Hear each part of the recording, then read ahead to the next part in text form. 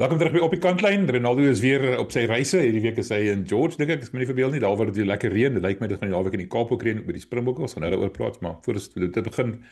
Welkom terug Ronaldo. Dis lekker om weer te gesels. Ja, dankie MW. Is lekker om weer by jou te kan inskakel. Ongelukkig nou nie in die beste van omstandighede die laaste week of twee nie. 'n Paar slegte goedjies wat in ons rugby cirkels aangaan en ook 'n paar personal goedjies wat ek deurgaan op die oomblik. So ja, dit is op die oomblik maar die buitesienetjie see is maar 'n bietjie duinserig. So dis nie 'n lekker tyd nie en ek hoop hierdie weer waai oor dat ons dan 'n bietjie lekker hardloop rugby kan sien die naweek. Ek dink ons gaan 'n modderbad wees. Maar ons gaan nou net daaroor gesels. Kom ons praat eers oor die slegte nuus wat jy nou verwys. Ek en jy was hierdie laaste week was ons omtrent besig om uit te vind wat gaan nou eintlik aan daar by die Bulle. Ons het laasweek gesien die nuus het gebreek oor Jake White wat 'n bietjie van 'n paleisrevolusie het teen hom daar by die Bulle en ons het eigenlijk al by die Springbok al agtergekom iets is nie lekker nie. Ons het 'n bietjie ons voelers uitgesteek. Ons het met Jake self gepraat, jy het en hy het gesê daai stadium daar is geen sprake en hy gaan nêrens nie daar jy waarvan ons praat nie. Netlik Sondag toe bars die bom. Groot paleisrevolusie, die spelers is nie gelukkig nie, die hoopafders is nie gelukkig nie. Nou ek en jy is nie diep genoeg by die Bulle betrokke om regtig 'n ingeligte opinie te kan gee nie, maar ons het daarom redelike kontakte daar, ons het 'n paar spelers gepraat. So sonder nou om enige vyande te maak, vertel my 'n bietjie wat jou indrukke van daai situasie is.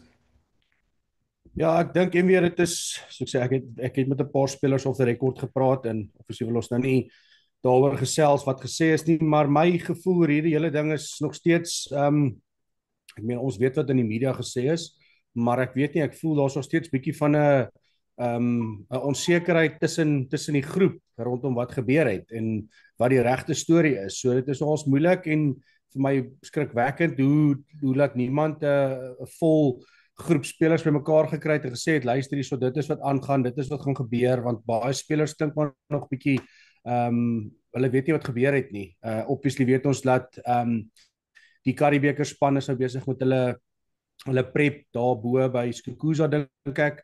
So hulle is nou die hele week daarso met 'n kamp besig.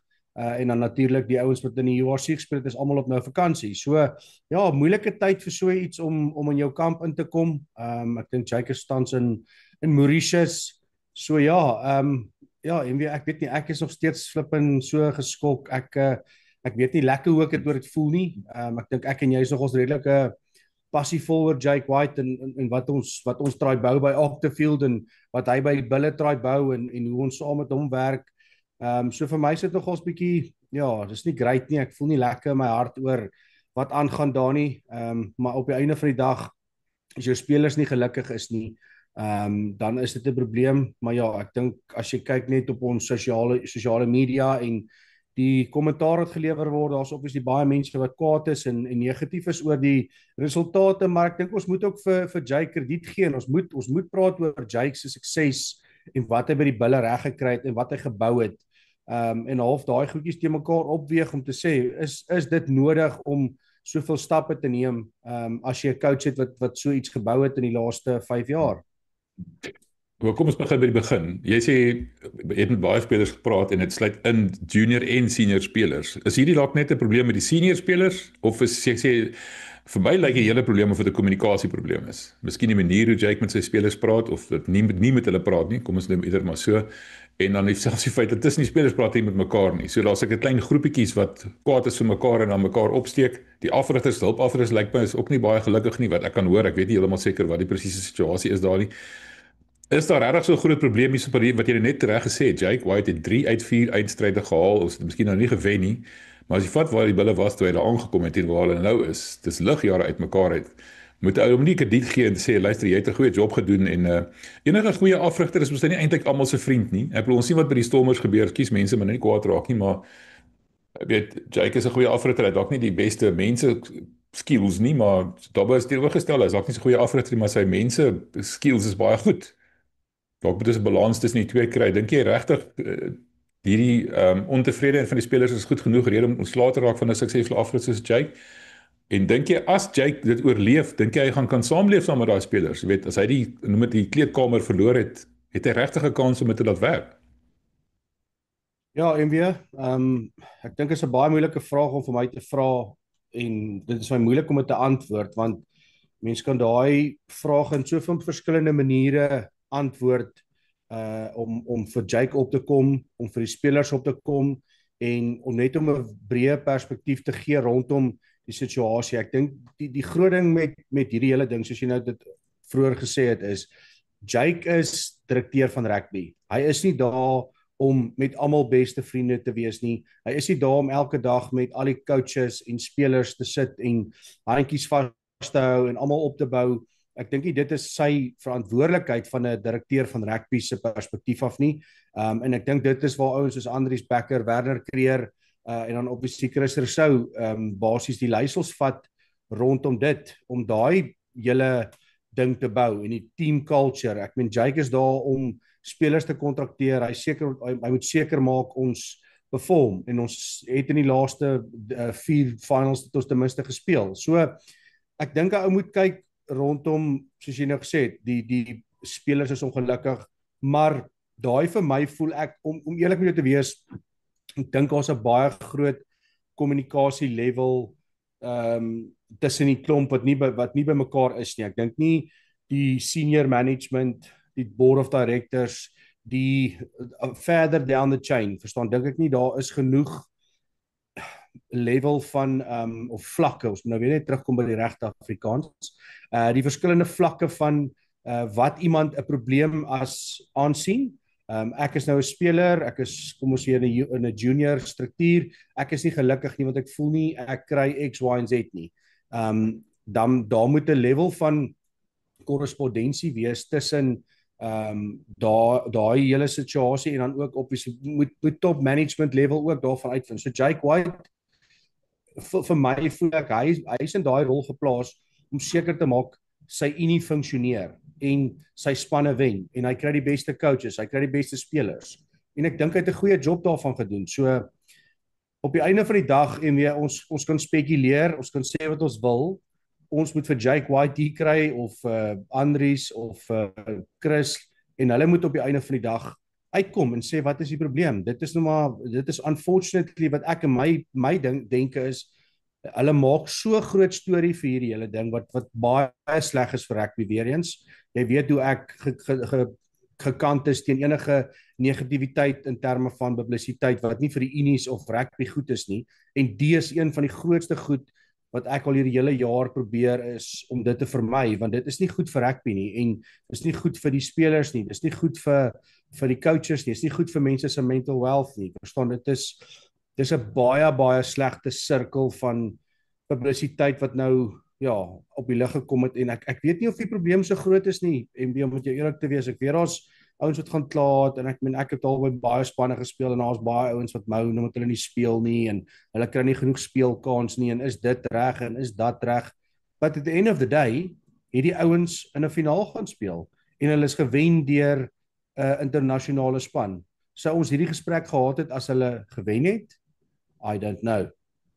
Wel, sou as hierdie gesprek gehad het as Jake nie daai goed gesê het wat hy na die wedstryd gesê het nie. Wou sy spelers wat basies nie goed genoeg is nie. Dink jy dit was die rede gewees of dink jy dit was die strootjie wat die kameel se rug gebreek het?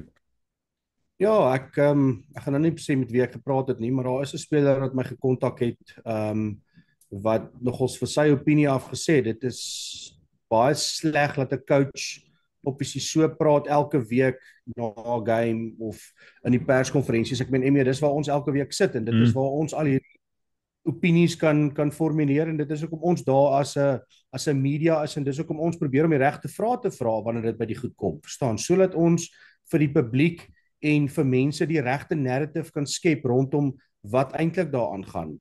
Ons sit nie daar en probeer sê wel Jake, jou spelers is nie goed genoeg nie, verstaan, dit is glad nie waaroor dit gaan nie. Ek dink net Jake probeer en Jake het in sy kop het hy hierdie idee van hy kort ons beste spelers terug in Suid-Afrika om ouens soos RG Snyman te kan hê, Jan Serfontein wat jy op 'n 40 minute kan opbring of 'n 45 minute en ek dink vir my persoonlik as 'n speler dink ek is baie kinderlik om opinies wat jy in die media hoor by 'n coach of wat ook al te gebruik as 'n negativiteit. Daai is vir my iets wat jy kan jouself daarteen gaan meet. Is jy goed genoeg? Werk jy hard genoeg? Doen jy alles wat jy moet doen om op die level te kan wees wat 'n RG Snyman is? Dis die groot ding, MB. Ons kan hierdie conversation hê vir 'n lang tyd.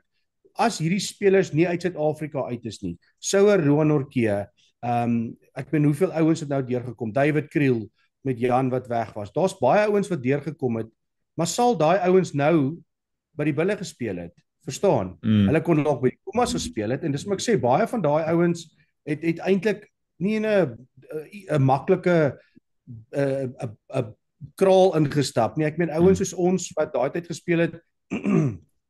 Ek was 3 jaar Pumas toe. Daar's 'n manier wat ek in enige Bulle groep of 'n Sharks groep kon kompeteer nie. So dit voel net vir my baie van die ouens voel half seker nou maar self entitled. Maar ek meen ou soos Marcel Coetzee het dieselfde pad gestap. Hy het harde klippe gekou vir 'n lang tyd. Hy was oorsee gewees, hy het teruggekom, hy het sy stempel kom afdruk. Ek meen ek verstaan ook nie hoekom hy nie in die Bokke groep is nie.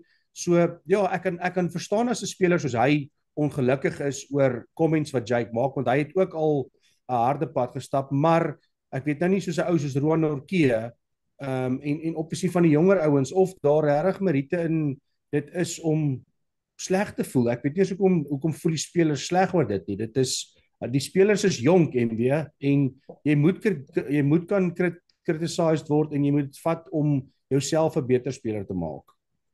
Ja, okay. Die kommentaar wat Jake lewer, ek en jy soos ons al baie keer gesê het, dalk is Jake te reguit, weet ons praat te gereeld met hom. Hy is die enigste afrigter wat jy regtig week na week kan sien wat hy gesê het. En ek bedoel dit is sy forum waar hy sy gedagtes kan oordra. So kom ons sê die kommentaar is nou die een ding, maar ek dink nie die kommentaar is die enigste probleem nie. Wat ek gehoor het en jy sal kan bevestig is dat daar nie kommunikasie is nie. Jy word net skielik nie meer gekies nie. Maar daar word nie vir jou gesê hoekom jy nie gekies is nie. Daar word nie vir jou gesê wat jy reg doen of verkeerd doen, wat jy kan doen om weer terug te kom om beter te speel nie. Daar 'n soort van 'n voortrekkery amper as ek dit so kan stel. Die gebrek aan kommunikasie, kom ons weer eens. Ek gaan jou nou nie meer kies nie, want jy moet verder kan skop, harder kan skop, reguiter kan skop, vinniger kan hardloop, stadig vinniger weg kom van die afbreekpunte af jou whatever ook al dit moet wees. Is dit nie ook 'n ander deel van die gebrek aan kommunikasie? Ons praat net van die spelers nie net die kommentaar wat hy hoor nie. Ek verstaan daai deel, maar wat nou van die kommunikasie met die spelers? Jy moet hulle tog ontwikkel. Ja. Dis 'n baie groot, dis 'n groot probleem en ek dink as jy kyk na opsie die goed wat ons nou al gehoor het, waar daar glad nie meer met spelers gekommunikeer word rondom hoekom hulle nie gekies word nie. Die spelers is ongelukkig. Daai is 'n toxic environment wat jy vir jouself skep in die rugby industrie en ek was al in daai omstandighede gewees toe ek Harlequins toe was en die coach is letterlik binne 'n paar maande daar weg en hier kom 'n nuwe ou in. Hy het sy denkwyses rondom hoe hy wil speel. Ek fit dalk nie daai prentjie van hoe hy moet speel of wat hy wil hê nie. En dit maak dit moeilik en ek dink dit is waar jy 'n goeie direkteur van rugby kan uitstaan, verstaan, wanneer hy met nie net die spelers werk wat hy self gekontrakteer het nie, maar mense wat klaar tans daar is en die beste uit hulle uit te kry. En ek meen nietemin ek het foto's gesien, screenshots van wat spelers vir Jake gestuur het en om vir hom te sê dankie vir die geleenthede wat hulle gekry het by hom by die Bulle. So ja, ek dink nie dis altyd alles net sleg nie en ek dink 'n ou moet altyd veral in rugby en ons waar ons mee besig is vandag is dis so moeilik om noodwendig perspektief te hê oor alles want op die einde van die dag wil ons net almal wen en ons wil hê die coaches moet happy wees, ons wil hê die spelers moet happy wees, maar ek meen in the real world werk dit nie so nie. Almal kan nie elke dag gelukkig wees nie. Môre kry jy 'n papwiel, maar dan maak jy 'n plan, jy maak dit reg en ek dink net waar ons vandag is, dink ek nie die Bulle het dit goed gemanage nie eerstens. Ek dink Edgar hulle kon 'n baie beter job gedoen het om hierdie ding te manage voor dit in hierdie media frenzy begin omdraai het en spelers word gekontak en ek weet dit is net vir my mens protect of mens verdedig jou mense. Verstaan, en niemand het enigstens iets gesê oor Jake nie en ja, ek weet nie, ek voel maar net ek het 'n baie divided opinie oor wat hier aangaan en wat moet gebeur en wat nie moet gebeur nie, want ek weet wat ek in my kop het van op die veld groter maak en rugby groter maak en ek weet Jake het in sy kop dinge wat hy wil rugby groter maak in Suid-Afrika en hy wil ons beste spelers terugkry en ek sien ook die ander kant wat Rassie hulle praat en sê luister hier sommer dis nie nodig nie, verstaan. So dit is 'n moeilike ding en ek weet nie, ek dink maar jy sit op die oomblik met 'n coach wat ek dink hoogs intelligent is in terme van rugby en rugby besluite en ek meen hy was nou al reg oor die wêreld gewees en gaan bewys wat hy kan doen. En jy sit met 'n paar ander coaches wat nie noodwendig daai level van experience het of expertise het in die Engelse woord nou. Wat basies met hom moet werk. So dit is moeilik. Ek dink regtig vir dis moeilik. Ek weet nie wat hulle gaan doen die MW. My kop is al moeg gedink. Ek dink net hierdie hele ding is vir die bulle gaan baie sleg wees. Dit gaan baie sleg wees vir die investment en met Johan Rupert en alles. Is ouens wat nou groot geld begin terugsit in Suid-Afrika se rugby. Wat belangrik is vir ons om 'n sustainable model te kan bou. En ek dink sonder Jake White en sonder al hierdie ouens gaan hy eintlik 5 of 6 stappies terug gaan. Okay, kom ons jy het genoem van die spelers wat vir Jake laat weet het hulle ondersteun hom. 'n Interessante ding is van daai spelers is swart spelers. En een van die groot aanklagte teen Jake is dat hy nie swart spelers kies nie of wanneer dit oor 50-50 beslissing kom, gaan hy nie die swart speler kies nie. Ek het nog nooit gedink daar's regtig meriete daaraan nie. Dit lyk in elk geval nie vir my asof dit wat ons kan sien regtig 'n probleem is nie. Wat is die indrukke van daai ding? Dit is storm in 'n teekoppie, die transformasie ding. Dit is 'n klomp stront as ek dit in 'n mooi Afrikaans kan sê. Daar's geen meriete in terme van dit nie. Ek meen jou hele seisoen word basies gewys op 'n skaal of wat ook al na die seisoen. So ja, die URC was nou verby gewees, maar ons het 'n hele Curriebeeker seisoen wat voor lê vir transformasie en ouens game time te gee. Baie van die ouens wat nou kom ons sê op die fringes was, ouens wat obviously ons weet nou van 'n paar ouens wat gaan mou net en goed gesê het. Daai ouens is nie op die oomblik goed genoeg om enige van die spelers te kan replace nie. Yes, hulle het game time gekry in die seisoen. Ek dink hulle kon bietjie meer game time gekry het, maar ons is nie die coaches nie. Ons is nie die ouens wat die besluite maak rondom wie moet speel, wat hulle sien. Ons sien as 'n media platform sien ons wat ons in die perskonferensies sien en nou en dan as ons miskien by 'n oefening is maar ons sien nie die gym, die scrums, die lynstane, die spelers se development. Elke speler wat rugby speel glo en moet glo dat hy die beste is, want anders dan gaan jy nie jouself kan verder druk nie. Daar was baie tye toe ek rugby gespeel het wat ek gevoel het ek is beter as die speler of daai speler. Maar jy kan nie daai besluit vir jouself neem nie. So as 'n mens wil suur raak oor dit en media toe hardloop en sulke goed begin doen, dan begin daar, dis wat ek vir jou sê, dis waar hier toxicity begin om te begin dit half soos 'n kiem wat nou in die kleedkamer begin. Want almal weet, wel hierdie speler het nou gaan moan en daar word nou 'n meeting gehou. So ek dink van daai perspektief af dink ek dis absolute nonsens. Ek dink die Bulle se Curriebeeker span gaan definitief dit kan bewys. Ek meen die spelers wat hulle daarin het gaan great rugby speel en dit is maar ongelukkig wat dit is. En weer in die verlede het ons Wurkom Cup gehad wat half saam met die Super Rugby gespeel was en dit was vir ons een van die beste kompetisies om in te kon compete, want dis waar jy kan game time kry, dis waar jy jou hand kan opsteek en as jy goed genoeg is kan jy miskien die week daarna 'n Super Rugby Cup kry en daai is ongelukkig weg. So dis moeilik vir 'n direkteur van rugby of 'n coach of wat ook al om net vir 'n speler game time te gee, want die ouens het nie daai sufficient game time gespeel hierdie laaste paar maande nie. Ek meen Namat nou die dag ons daai Man of the Match award gekry. Ek meen ek en jy het altyd gesê hoe goed hy gespeel het, maar ons weet nie hoe was hy met die coaches en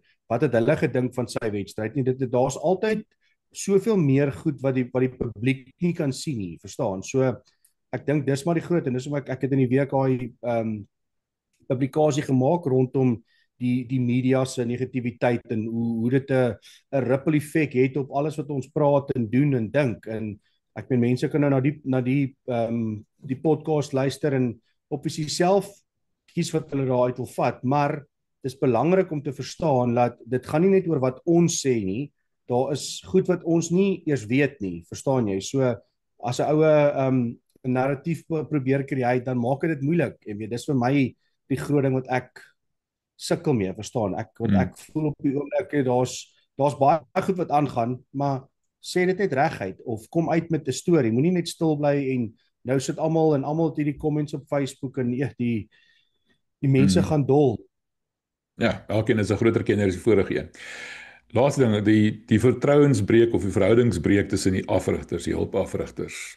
Wat kan daar steek? Ons sien baie keer Jake sit daar op loftes alleen op sy eie en drink water en hy praat nie met die coaches nie. Ons selfs gesien hy wedstryd teen Leinster, hulle langs mekaar gesit. Jake het vir Andries gekyk, maar hulle het nie met mekaar gepraat nie. Is daar 'n probleem daar, 'n verhoudings, 'n persoonlikheidsprobleem? Wat dink jy? Of kan ons ook nie regtig sê nie? Ja, ek het uitgereik na een of twee van hulle toe, maar ehm en ek dink is 'n moeilike vraag om te antwoord, want ek dink wat 'n ou mooi moet verstaan en sien is as jy kyk na die Bokke setup en jy kyk na wat Rassie hulle nou gebou het by die Bokke. Rassie is daar om met die media te praat, hy's daar om goed te organiseer, maar Rassie is nie noodwendig die ou wat die gameplan vir hulle gee en vir hulle sê hulle moet dit en dit en dit doen nie. Hy het ouens gekry so Stoney Brown, Felix, Daan. Ek moet kyk nou in die media wat nou uitgekom het met waar hulle die spelers plaas toe gestuur het. Mm. Verstaan, dit is wat in my opinie, en ek kan verkeerd wees. Ek is nie 'n direkteur van rugby nie, maar vir my voel dit Jake vervul daai rol so goed by die Bulle. Verstaan? Die spelers wat hy inkry, dit wat hy gebou het die laaste 5 jaar en dan moet hy ook nou gaan terugkyk en sê, okay, maar is die support staff wat hy tans het onder hom goed genoeg om hom te kan aanvul? Is Andries Becker die beste opsie vir hom as 'n coach? Is Werner Creer die beste opsie? Chris Rousseau het ek al saam gewerk by Namibië. Ek het hom al gecoach of hy al gespeel onder hom en hy's 'n baie goeie tegniese coach, maar is hy goed genoeg om in die Bulle se setup onder Jake te werk? En ek dink dit is die groot ding. Ek dink nie daai hele netwerk wat die Bulle nou tans gebou het rondom direkteur van rugby, forwards coach, backs coach, dit en dat en P-way wat nou obviously nog in die Currie-beker is. Ek weet nie wat is daai hele coaching struktuur en of hulle goed genoeg werk en kampe saam gedoen het om seker te maak dat hulle aligned is, want ek meen jy kan nou na die Bokke toe gaan, die Bokke se goeders is aligned. Daar's nie een ou wat enigiets slegs gaan sê oor die volgende ou nie, want hulle is 'n groep, hulle is 'n broederbond van coaches en hulle almal het een direction, ons wil die wêreldbeker wen. So is ons by die Bulle tans in daai mindset om te sê ons wil die URC wen. So nou wen ons nie die URC nie, dan gaan almal teen mekaar en die een het nou nie dit gedoen nie en die coach het nou nie met die een gepraat nie. Verstaan, ek dink ou moet, dit is maklik as 'n ou verloor en nou kom die goed uit, maar weer eens ek sal dit love om met Jake White hier te kan sit saam met jou en hierdie konversasie met hom te hê en te vra of Andries en verstaan, sulke goed is nodig. Mense moet dit hoor sodat almal hulle eie opinies kan voorsê en hoekom hulle so voel, want op die oomblik kan ons vir mense sê wat ons hoor en wat ons dink, maar op die einde van die dag weet nie een van ons regtig hoe dit in daai binnenkringe is op die oomblik nie. Ek het gepraat van Edgar, hulle kon dit beter hanteer het en alles en ek seker daarvan Edgar en Willem sou nie wou gehad het hierdie ding met in die media uitspeel nie. Hoe het hierdie ding in die media beland? Gewoonlik begin dit met 'n speler of iemand wat 'n oproep maak na 'n joernalis toe, want ons ken almal, soos jy self weet hoe dit begin. Ek bedoel, dit is duidelik tog iets. Is daar iets groters in die gang? Is dit dalk 'n komplot om ontslae te raak van Jake? Verstaan wat ek bedoel? Hulle kon dalk hierdie ding agter geslote deure soos groot mense uitgepraat het miskien, maar het hulle nie dalk probeer en dit het nie gewerk nie en dan raak hulle soort van gefrustreerd en desperaat en hardop hulle na media toe. Hoe het dit in die media beland in die eerste plek? Ja, ek weet nie en ek kan jou nie antwoord op dit nie. Ek dink dit is weer eens ek vir jou gesê het, mense kan hierdie ding kyk van twee kante af. Verstaan, jy kan kyk, die coaches is nie gelukkig nie, want hulle wil meer goeders of meer sê oor wat hulle doen met plays of met die spelpatroon of die wat gaan hulle doen van lynstaande af, scrums af. So dit kan dit wees of soos ek vir jou voorgesê het, dit kan ook net wees dat 'n ou op die einde net gatvol is om elke week opflip in SA Rugby Mag, Octafield, SA Rugby 365, al die publikasies, die goed te lees wat die coaches na die tyd van die spelers sê, en ek meen dit kom nou al, kom ons sê 'n paar weke. Jake was baie sterk in daai perskonferensies en weer jy weet dit en sy message is net direk en dit is wat hy wil hê. So vir my is dit net ja, dit is seker nie lekker om dit te hoor as 'n speler nie, maar dit gee jou ook inspirasie om beter te wees en om seker te maak jy kom op daai vlak wat 'n Jake White dit van jou kan dink. Verstaan? Gaan kyk na die Bulle se squad nou in hulle ouderdom. Vir my voel dit net, ek dink nie eens 'n speler kan noodwendig 'n level van authority hê as hy 1 of 2 of 3 seisoene nou gespeel het nie. Hy's jonk. Verstaan? 21, 22, 23. Daar jou rugby mentality en die manier hoe jy oor die game dink en fisies hard is, kom nie op 21, 22 of 23 nie. Maak nie saak hoe goed is jy nie, maak nie saak of jy Marcus Smith of Sasha of Dan Carter, daai ouens, as jy met hulle gaan praat, gaan hulle almal vir jou presies dieselfde sê en hulle gaan sê, "Joh, as ek maar net op daai ouderdom geweet het wat ek nou weet." Verstaan? En dis wat ek sê, spelers moet en selfs met coaches en weer ek weet nou nie hoe lank coach Andries Becker al nie, maar of Werner Kreer het nou die dag nog saam met my gespeel. Ek kan nie eens onthou wanneer was dit nie, maar so coaches moet ook mature. Jy kan nie nou op 'n rugby speel en nou stap jy by die Bulle in terme van 'n forwards coach of 'n scrum coach. Jy het nog baie om te leer as 'n coach. En ek dink dit is die groot ding wat ek miskien dink is net Jake weet wat hy doen. Hy het al lank gedoen en ek weet nie die experience wat ons ander coaches het of daar miskien die konflik kon gebeur het rondom besluitneming en hulle voel hulle moet meer kan sê, maar Jake voel nie hulle is miskien opgewasse as 'n coach om dit te kan sê of dit te kan doen. So ek weet nie, dis wat ek sê, dis moeilik. Mens gaan maar met Jake moet praat om die waarheid uit te vind en wat sy opinie is. En selfs met die ander spelers ook, ons kan hier probeer om 'n narrative te skep wat ek nie wil doen nie. Dit is nie doen nie. Dis my opinie en dis wat ek dink. So ja, ek dink reg en verkeerd van albei kante af. Reg en verkeerd hanteer deur die Bulle. Maar op die einde van die dag moet ons maar vir Jake kry om vir ons te kom vertel wat ja, ons het hom uitgenooi. So Jake, as jy kyk, don't shoot the messenger, kom praat met ons.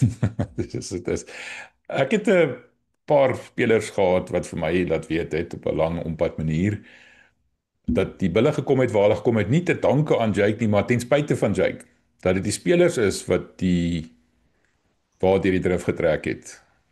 Dit lyk vir my is nog 'n redelike algemene gevoel daarso.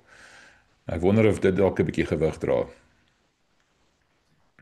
Ja en nee, dis wat ek vir jou sê, ons kan vir 3 ure hieroor praat. Dit is dieselfde as jy 'n goeie COO het of iemand wat in jou company werk wat voel hy het letterlik alles gedoen, hy het die werk gedoen, maar op die einde van die dag is rugby 'n spansport. Dis nie tennis nie, dis nie enige ander sport wat 'n individu kan sê ek het myself hier gemeasure en dit is wat ek dink ek het myself nou gedruk. So ja, daar is natuurlik spelers wat ongelooflike games speel en wat spanne help om ver te kom in die toekoms, maar ek dink is nogals arrogant om te sê ja, ek of hierdie 5 spelers het die Bulle opgebring en dit, maar dan moet jy ook in dieselfde asem sê, maar wie het julle 'n kans gegee? Jake White het jou 'n kans gegee. Pieter Rousseau, Chris Rousseau, Andries Becker, Werner Kreer, al die ouens, dit gaan reg oor Suid-Afrika. Jy kan nie na die tyd sê ja, maar as dit nie vir my was, ek kan dieselfde conversations hê toe ek by die Pumas was, as dit dan nie vir my was by die Pumas, dan sou ons nou nooit dit en dit gedoen het, of ek by Namibië.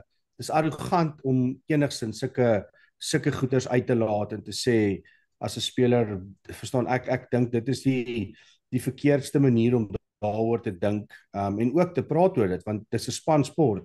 Jy het nie een ou wat skram nie, jy het 8 ouens wat skram. Jy het 'n mol, jy moet almal saam staan. Jy het 'n hele vol agterlyn. Ons het defensive strukture. So nee, ja, individual brilliance is great en ek meen dit is iets wat ek kan onthou van toe ek by Harlequins was. Jessie, en ons het naweke gehad, dan weet ek nie hoe ons hierdie games gaan wen nie.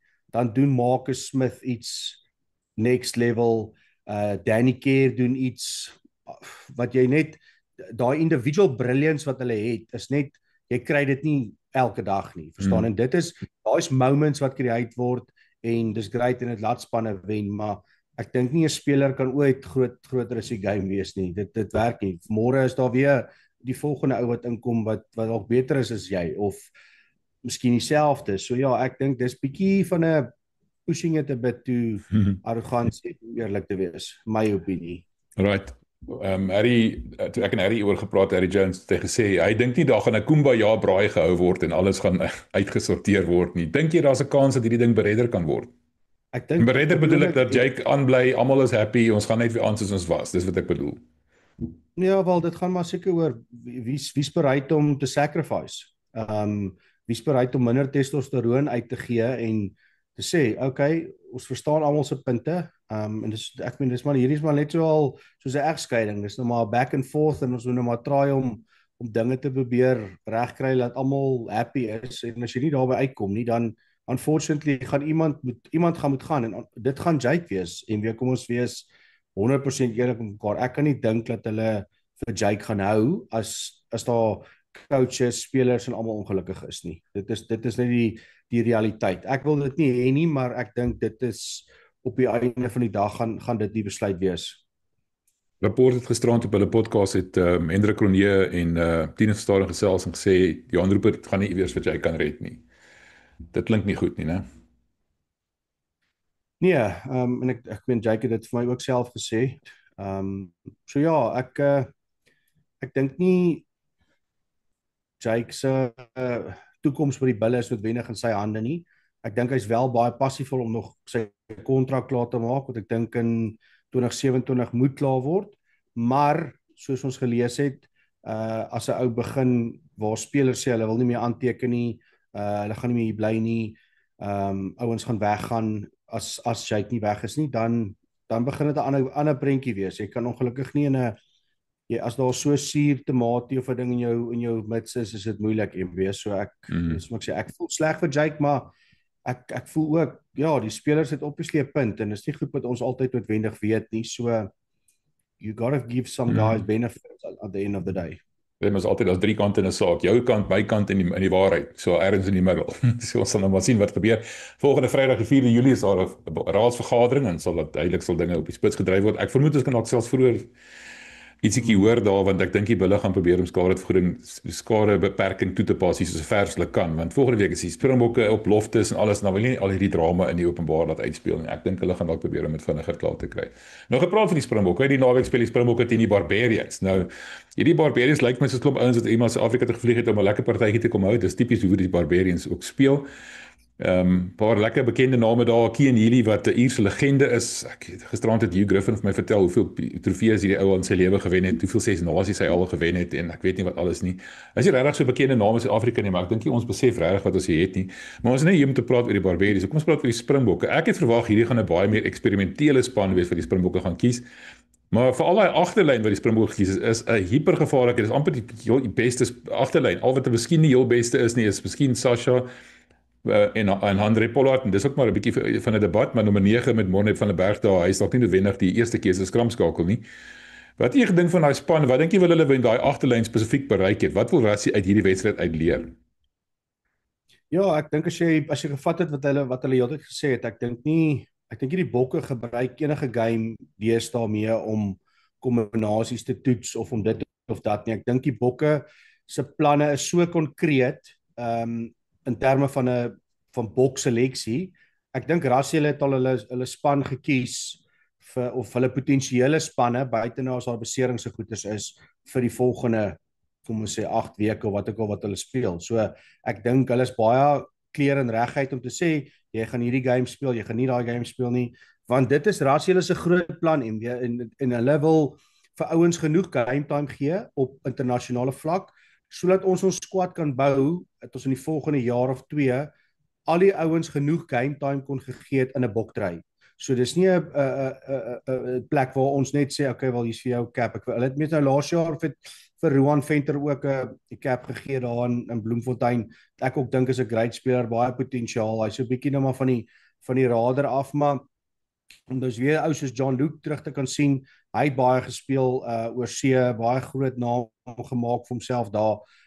So dis goed om te sien dat daar bietjie weer baie ouens terugkry in die fold en om hulle weer deel te maak van die bokke, want ons het so groot pool talent, laat ons kan enige iemand eintlik nou maar in die bokke groep intrek, en ek dink dit is die ding, ek dink die bokke gaan hierdie hele jaar baie meer ouens game time gee, wat ons sou gesê het, nee, miskien sou hulle nie vir Sia gespeel het nie, of wat ook al, maar daai ouens gaan 'n sekere hoeveelheid wedstryde speel, en hy gaan ook nie 'n sekere hoeveelheid wedstryde speel nie. Dis maar wat ek kan agterkom met rondom hulle selection en wat hulle probeer doen.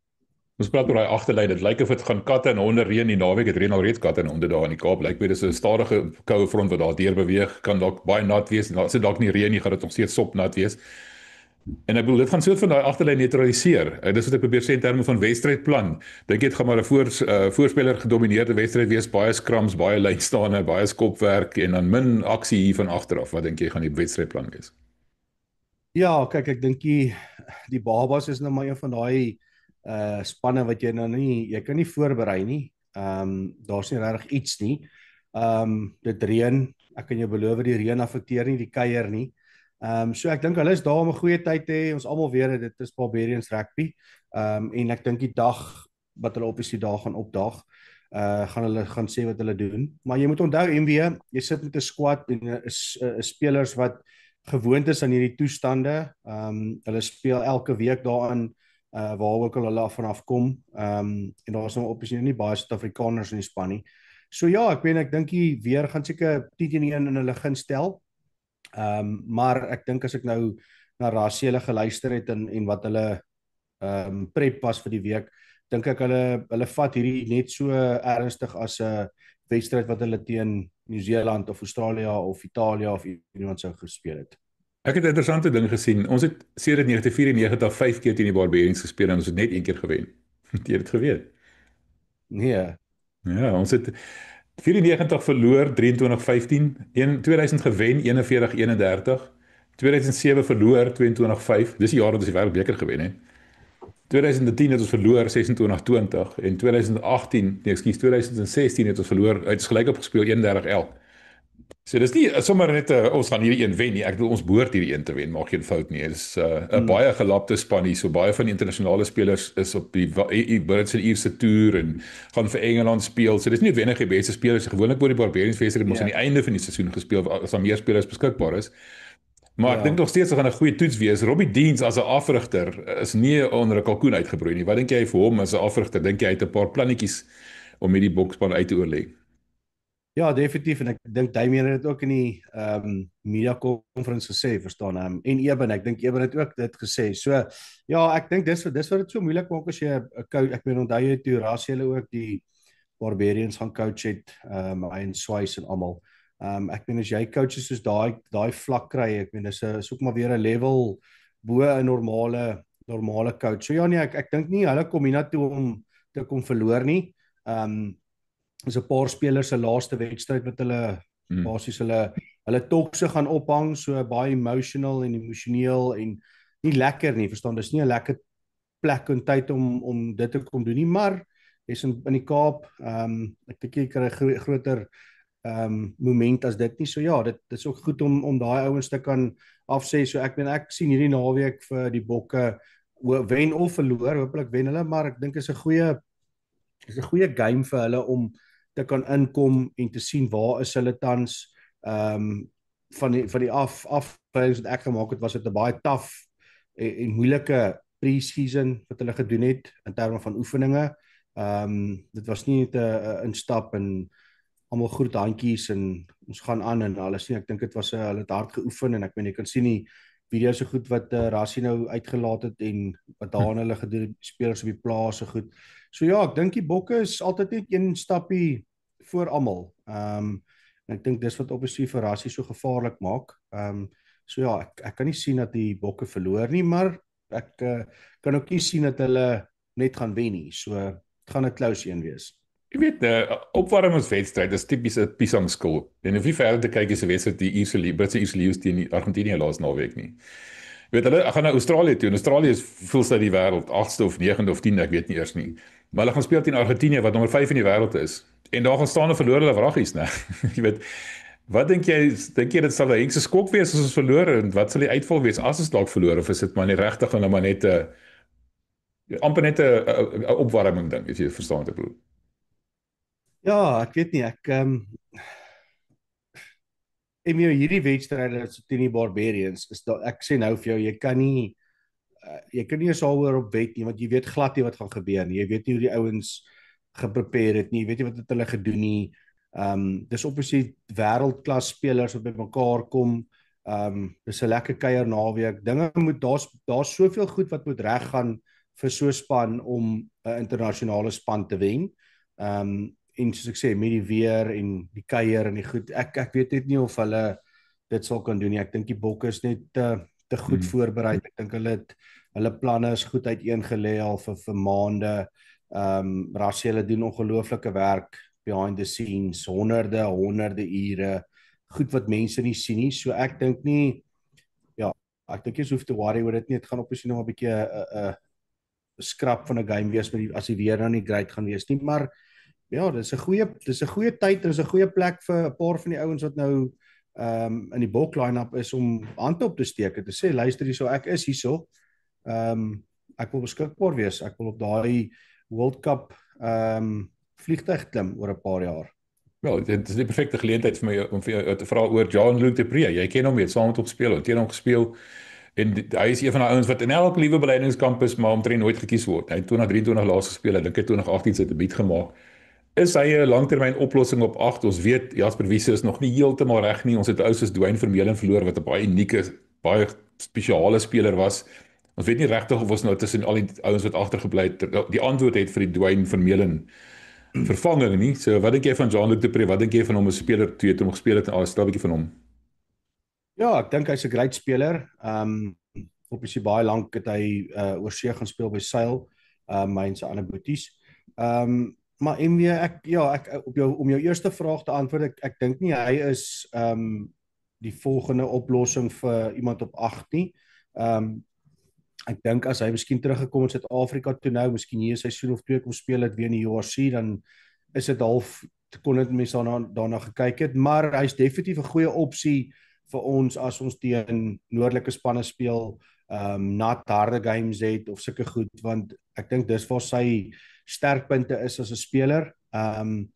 So ja, ek meen as jy vat, ek meen ons het so 'n groot pool van losvoorspelers wat net great is en wat kan rugby speel en talentvol is en kan hard tackle en kan in die lyn staan spring. So die opsies en die variasies wat die coaches het, dink ek dis wat dit moeilik maak en ek dink dis wat vir hom dalk die grootste ding was die laaste paar jare is dat die Bokke het soveel opsies gehad dat want hy kan obviously slot ook speel, het sy versatility vir hom bietjie moeilik gemaak, verstaan? So ja, ek weet nie, ek dink hy's 'n great speler. Ek dink hy het potensiaal om 'n paar Bokke games nog te kan speel en baie goed sal speel, maar ek weet nie vir langterm planne of dit iets is wat hulle noodwendig sal gaan kyk as 'n eerste opsie met opsie Jasper en Cameron wat nou uit is. Ewan is nog daar wat ook miskien weer gekom waar hy moet wees.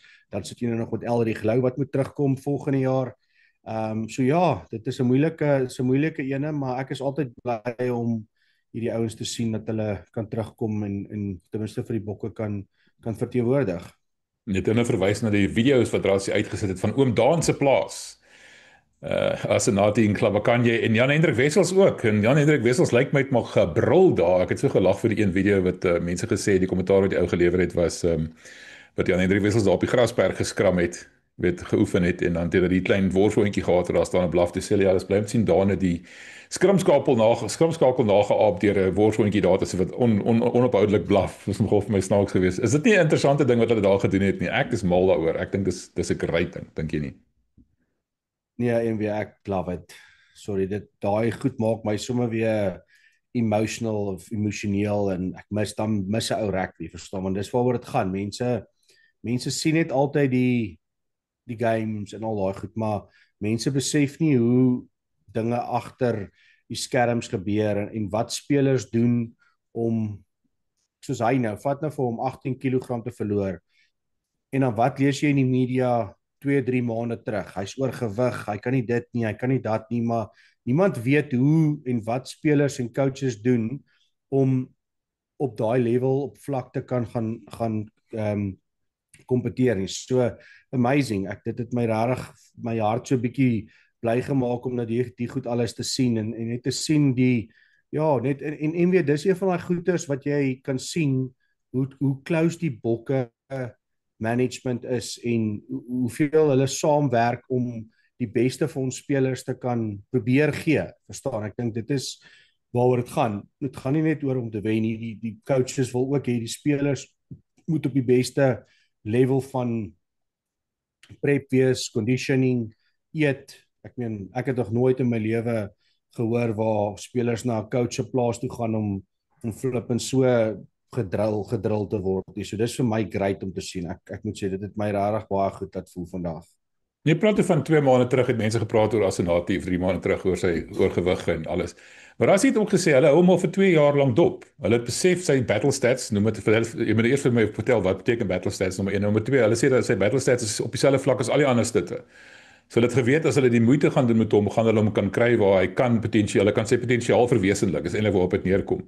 En vir my sê dit nogal baie. Jy weet vir ouers is daar om mense op sy plaas te verwelkom en tyd met 'n individu te spandeer, nou. Dit sê ongelooflik baie. Maar vertel my eers gou wat beteken battle stats? Ja, ek daar's nie regtig 'n term vir dit. Ek dink hulle bedoel met hulle battle stats. Dis nou maar hoeveelheid carries wat hy maak, hoeveel keer hy die bal dra, sy tackles, hoe effektief is hy, wat is sy meters per minute vir dit en dit. So ek dink dit gaan maar net alles oor die Bokke het obviously verskillende stats wat hulle spelers op vergelyk en kan sê hoeveel carries maak jy per minuut, hoeveel carries doen jy in 'n game compare teen 'n ander ou. So ek dink hy het obviously dit altyd gehad, maar soos ek sê, ek dink die ding met sy gewig, hy was definitief te swaar geweest en jy kan nie op daai vlak kompeteer as jy so oorgewig is nie, verstaan? So dit wat hulle gedoen het is vir my skrikwekkend. Ek meen dit is jy kon altyd gesien het hy kan rugby speel. Ek meen met daai groot lyf hoe hy die bal dra en die goed wat hy doen, ek verstaan hoekom Rassie hulle gesien het hier is potensiaal, maar dink ook nie dit sou in die verlede noodwendig gebeur het waar jy 'n ou kry wat so goed kan speel en hy het gewig wat ook al en iemand werk so close met hom nie. Dit is iets wat ek nog nie gesien het as 'n speler nie. Ek meen ek vat nou ewen ek dink aan nou Josh Strauss. Ek bedoel daai tyd toe ek en hy by die Lions was, Josh was nooit 'n ou wat Broncos kon hardloop of fiksheidstoetse of enige iets nie. Hy het net nooit uitblinker gewees in daai goed nie. Maar Josh het gegaan en hy het rugby gespeel en John Mitchell het hom geback en hy het 'n Currie-beker gewen. Verstaan? So en vir Skotland is belangrik. Ja.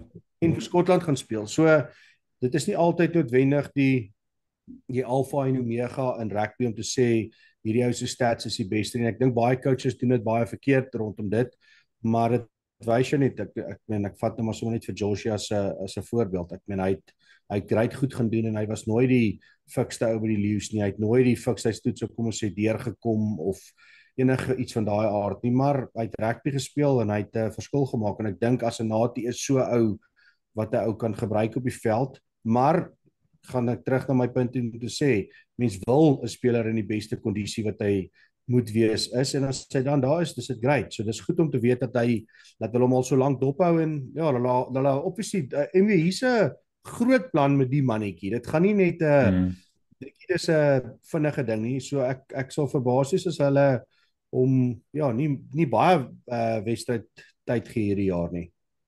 Ja, Frans Malherbe is beseer, né? So dis Wilko en Netlik Forsie wat op die bank sit en dan natuurlik Asenati en dan Thomas Tooi wat al twee kante van die skram kan speel. Ja, interessant wees om te sien wat my lekker was Asenati en Jan Hendrik was bereid om daai tyd te gaan insit op daai plaas. Ek bedoel amper voel of jy Army toe gaan. Jy weet, hier kan jy suffer. Ja, dis my nogal lekker. Vertel my net gou, jy het net die term Bronco gebruik. Vertel gou ons wat beteken Bronco.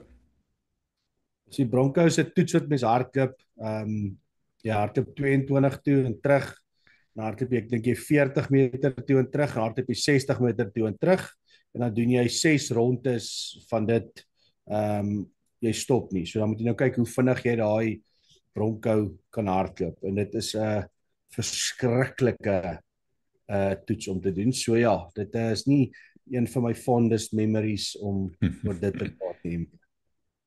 Alright, kom ons waag 'n voorspelling ter afsluiting. Wat dink jy, wat gaan gebeur vir Saterdag? Ja, ek dink die Bokke gaan wen, maar ek dink dit gaan, ek sal sê 20-25 vir die Bokke. As die reën gaan reën, dan ek dink daar gaan nog steeds drie gedruk word. Ek dink daar gaan foute gebeur. En ons het ten minste 'n paar spelers wat magical moments kan create, en dieselfde met hulle. So ek dink dit gaan 'n bietjie van 'n hoë scoring wedstryd wees. En natuurlik die Bokke se vaste fasette, en daai goed het hulle hard aan gewerk. So as die Barbarians se dissipline gaan swak wees, dan dink ek ons sal hulle in die hoeke indruk en fokus op dit. En ek dink dit is een van die goed wat hulle gesê het. Die Bokke gaan nie die naweek in om net te gaan speel nie. Verstaan, hulle wil hulle gameplan vir die jaar bymekaar sit, hulle wil hulle stempel afdruk in sekere aspekte. So ja, ek verwag nie dat die Bokke net gaan die bal rondgooi nie. Ek dink hulle gaan baie fokus om hulle goeders te doen wat hulle wil doen. Hulle kon natuurlik nie baie analise gedoen het oor die Barbarians nie, maar ja, dit is sommer een van die goed wat ons deel Saterdag daar op Kaapstad se stadion. Alright, dankie. Ons praat binnekort weer. Nou, na die naweek gaan ons 'n bietjie gesels. Ek en jy gaan 'n bietjie ook ons eie bokbarometers begin inbring, wat ons elke speler nou gaan kyk en vir 'n telling gaan gee wat ons gedink het, want dit gaan nou lekker wees om hierdie ding te begin ophou, om te kyk wat 'n ou steek regtig hulle hande op, wat 'n ou stel ook bietjie te leer. So ons gaan daaroor begin gesels volgende week. Volgende week natuurlik is die toets op Loftus in Italië. Ons gaan mekaar daar sien, waarskynlik vir die span aankondiging. So dankie vir dit man, gedeer was lekker. Ja. Nee, dankie MW, en ja, weer eens dankie aan almal wat inskakel. Onthou asseblief om ons sosiale media bladsye sal gaan volg, en dan obviously octafield.com met al die nuutste nuusberigte wat ons probeer vir julle so gou as moontlik bymekaar sit. En dan ja, dankie net vir 'n lekker partnership tussen Octafield en julle MW. Ja, dit is lekker. Ek sit natuurlik julle kontakbesonderhede op die skerm ook die hele tyd. So octafield.com, dis jy nou wil gaan weet wat aangaan. Octafield, Ronaldo was 'n 8ste man, so dis waar die Octa vandaan kom. As dit by 8ste man spel kom, weet hy waarvan hy praat. Nou, onder andere, maar hy weet waarvan ander goeters, maar ook maar 8ste man in sy ding. Dankie Ronaldo, veilige vlug terug man. Alright MW, dankie baie.